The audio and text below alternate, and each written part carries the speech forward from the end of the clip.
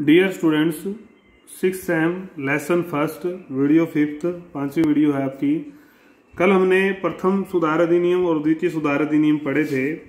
जो इंग्लैंडवाद में जो उदारवाद का है, संसदीय सुधार का या लोकतंत्री विकास का जो एजेंडा चला, जो एक प्रक्रिया चली, उसमें प्रथम सुधार अधिनियम 1832, उसमें मताधिकार छीने गए, सीटों का पुनर्विभाजन हुआ, सीटें कुछ क्षेत्रों को दी गई, और दूसरा चुनाव व्यवस्थित सुधार उसमें किए गए।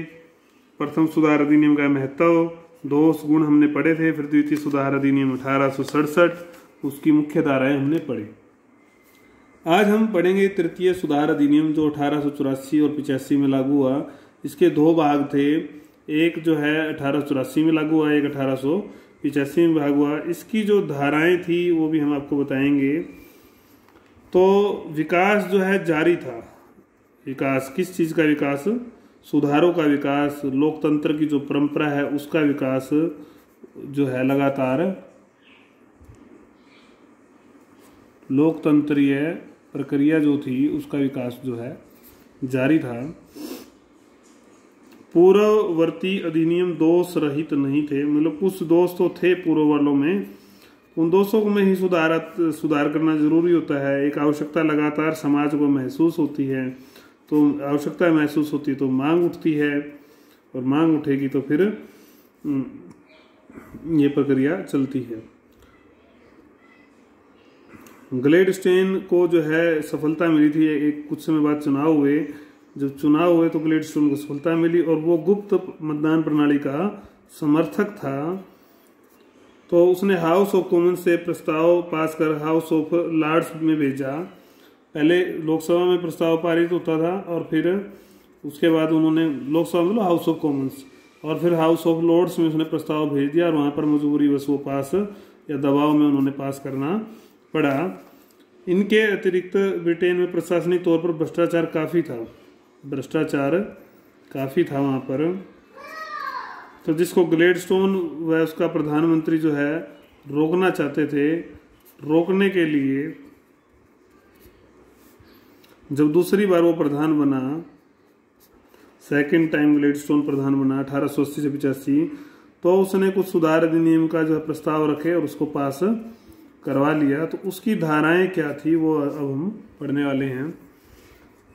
दो चरणों में मैंने आपको बताया था, जैसे कि 1884 में 85 में मताधिकार का विस्तार किया गया। ये हर बार चलेगा। मताधिकार पहले आपको ध्यान होगा बहुत कम लोगों को मिलता था, फिर 24 में से एक आदमी को मिलने लग गया था, फिर आगे और विस्तार किया गया। तो ये विस्तार चलता रहेगा जब तक कि हर व्यक्ति को मताधिकार नहीं मिल जाता, मत देने का अधिकार, जिसके तहत गांव और शहरों में रहने वाला वह नागरिक जिसका अपना मकान है, वो हम पढ़ के आए थे, अपना मकान। इन दोनों के इसके अलावा 10 पाउंड का जो किराया देता था, ये भी हमने पढ़ा था, या इतनी संपत्ति का मालिक हो, या किसी तरह से सरकार को कितना भी कर जो है देता हो, तो इन सबको अधिकार दे दिया गया था। इन दोनों के अतिरिक्त जो व्यक्ति ग्रामीण या शहरी क्षेत्रों में कार्य करते हैं, उन्हें सेवा के आधार पर भी मताधिकार दिया गया।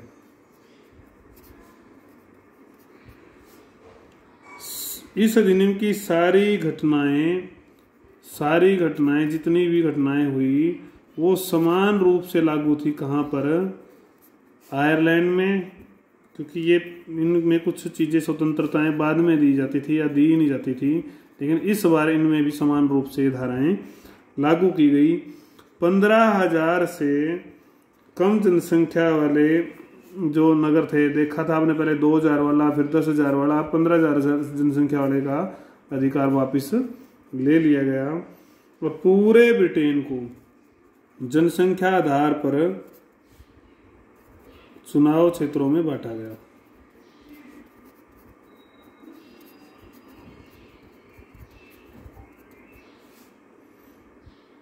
भ्रष्टाचार को रोकने के कदम उठाने के लिए एक समिति बनाने का प्रावधान किया गया। एक समिति का प्रावधान आया भ्रष्टाचार रोधी या भ्रष्टाचार रोकने के लिए।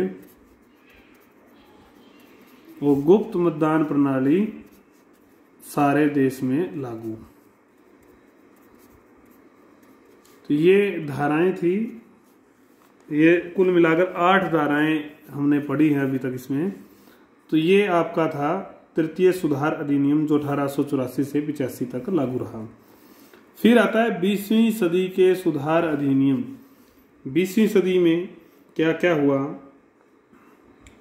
अब लोग, ऐसा नहीं था कि शायद सुधारों की आवश्यकता कभी नहीं रही, शायद सुधारों की आवश्यकता तो हमेशा रहती है। आज भी हम देखते हैं कानून में अमेंडमेंट या जो संशोधन जिसको बोलते हैं होते रहते हैं। तो उस समय भी जरूरी थी। तो राजनीतिक बदलाव आया, बदलाव के कारण सुधार का फिर अवधारणा बनी कि सुधार होते रहने चाहिए। तो वातावरण बना, तो उसके कारण से फिर अधिनियम आता है। तो अधिनियम आता है पहले 1911 का अधिनियम। तो लोकतंत्रीय 19वीं शताब्दी में जितने सुधार हुए उन्होंने लोकतंत्रीय विकास को स्पष्ट किया। वातावरण बन रहा था, लेकिन 1911 के बाद एक नया चेंज जो है, नया परिवर्तन जो है, विशेष परिवर्तन आता है जिससे कि सब कुछ जो होनी चाहिए चीजें, जिसमें सदनों की स्थिति, संरचना व शक्ति का वास्तविक रूप दिखेगा, वो बदलाव होते हैं 1911 के अधिनियम के तहत। उसकी धाराएं क्या थी। धन बिल, वित्त विधेयक जो होता है, आपने पॉलिटिकल साइंस में पढ़ा हुआ। तो धन बिल जो था उसके मामले में हाउस ऑफ लॉर्ड्स जो उच्च लोगों का सदन था, उसकी शक्तियां कम कर दी गई। वह केवल 1 महीना ही बिल को रोक सकता था, उसके बाद स्वयं पास मान लिया जाता था। दूसरा, साधारण बिल के मामले में अगर हम बात करें, भी निचले सदन द्वारा 3 बार अगर पास कर दिया तो उसको उच्च सदन अस्वीकृत नहीं कर सकता था। प्रथम बार पास किया गया बिल ऊपरी सदन 2 वर्ष तक ही रोक सकता था। तो ये नियम बनाए जिससे कि जो जनता का सदन था हाउस ऑफ कॉमन्स, उसकी शक्तियां बढ़ा दी गई। उसका जो कार्यकाल है 5 वर्ष कर दिया गया। और संसद के सदस्यों को 400 पाउंड वार्षिक वेतन, उससे पहले वेतन नहीं मिलता था, वार्षिक वेतन भी देना शुरू हो गया था। कुल मिलाकर जनप्रतिनिधि को उचित शक्तियां इस अधिनियम से मिली। निचले सदन के लिए बहुत ही महत्वपूर्ण सुधार अधिनियम था ये। फिर आता है आपका 1918 का अधिनियम। प्रक्रिया चल रही है, हम बात कर रहे हैं स्थिति संसद की, उसकी शक्तियों की स्थिति स्पष्ट होती जा रही है। तो इसी संदर्भ में जब प्रथम विश्व युद्ध, 1914 में प्रथम विश्व युद्ध शुरू हो गया था, तो जब ये विश्व युद्ध शुरू हुआ उसके बाद कुछ सुधारवादी कदम और उठाए गए। प्रथम विश्व युद्ध याद कर लें आप 1914 में। तो जब युद्ध समाप्त हुआ तो उसके बाद कुछ कदम उठाना जरूरी हो गए। तो इसके लिए एक अधिनियम पास किया गया। इसमें क्या क्या धाराएं आई। अब संपत्ति की जो शर्त थी उसको त्याग दिया गया। त्याग कर 21 वर्ष की आयु जिसकी है उसको मताधिकार दे दिया गया। काफी साल लग गए, 200 साल से भी ज्यादा का समय लग गया, लेकिन विकास जारी था। निवास स्थान, मतदाता का जो निवास स्थान है, अगर किसी क्षेत्र का उसको मतदाता बनना है तो 6 महीने पुराना उसका निवास होना चाहिए, मतलब 6 महीने उसको वहां हो गए हों। 30 वर्ष से अधिक आयु की, अब भी भेदभाव किया पुरुष और महिला में। इसका मतलब महिलाओं को बहुत लेट अकल आती थी, बहुत ज्यादा, इसलिए उनको, लेकिन ऐसा नहीं था। तो 30 वर्ष की आयु में महिला को मताधिकार दिया गया, 30 वर्ष से ज्यादा की महिला को। एक नागरिक को एक स्थान पर, ये तो जरूरी था, एक स्थान पर ही वोट डालेगा, मत डालेगा। 5वां बिंदु है संसद के निचले सदन के लिए स्कॉटलैंड, आयरलैंड, वेल्स, इंग्लैंड में जनसंख्या का जो अनुपात होगा अनुपात से सदस्य संख्या निर्धारित की गई, न कि कोई भेदभाव अब रह गया जनसंख्या अनुसार। सारे देश में चुनाव एक दिन। छठा बिंदु क्या है, चुनाव एक दिन हो सारे देश में, ऐसे नहीं कि अलग अलग। तो संक्षेप में कहा जा सकता है कि यह अधिनियम जो था उदारवाद और लोकतंत्र का जो आदर्श है उसको स्थापित करने में एक इम्पोर्टेंट कदम था, महत्वपूर्ण कदम रहा था। फिर आता है आपका 1928 का अधिनियम। ये आखिरी अधिनियम है इस सुधारों की कड़ी में, जो उदारवाद का विकास हमने पढ़ना है। तो जो पिछले अधिनियम होते हैं उनकी कमी को दूर करने का प्रयास होता है कुल मिलाकर। तो क्या प्रयास हुआ, पहली धारा क्या थी, इस अधिनियम में स्त्री व पुरुष का भेदभाव समाप्त कर हर प्रकार से समान राजनीतिक अधिकार दिए गए स्त्री पुरुष को, और न्यूनतम आयु की जो सीमा वो रख दी गई। अब दोनों के लिए 21 वर्ष की आयु की सीमा रख दी गई, को सुधार किया ना, या 10 साल में स्त्री को अकल आ गई। मजदूरों व कृषकों का वह वर्ग, आवास की सुविधा जिनके पास नहीं थी, तो किराए वाला मकान भी नहीं था,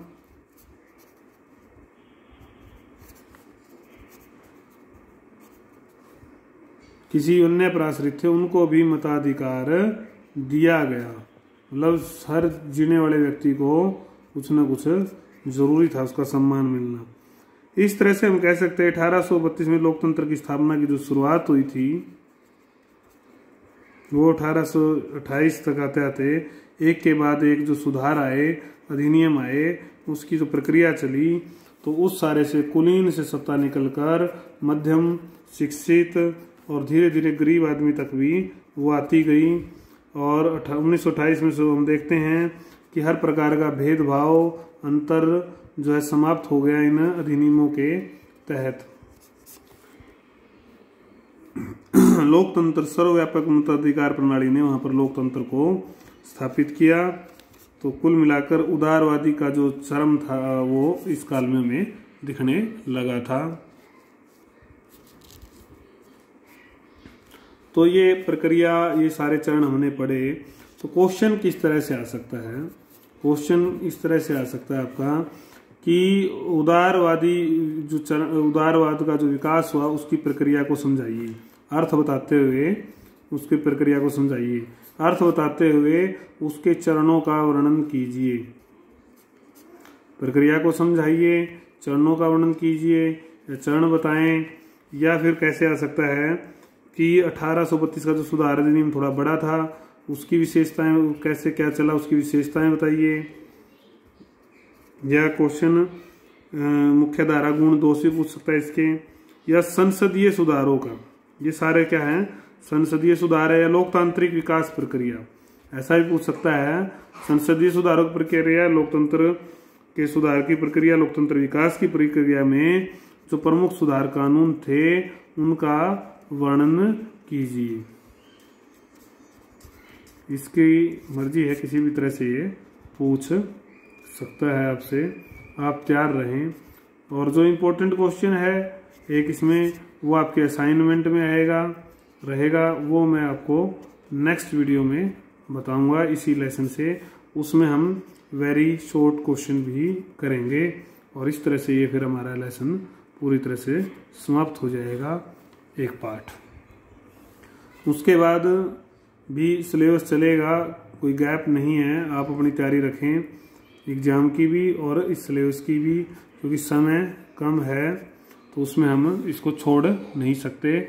आप भी, क्योंकि ये सिलेबस अगर साथ के साथ करेंगे तो ज़्यादा समझ में आएगा, अन्यथा फिर आपको परेशानी होगी, बाद में कोई समझाने वाला मिलेगा नहीं।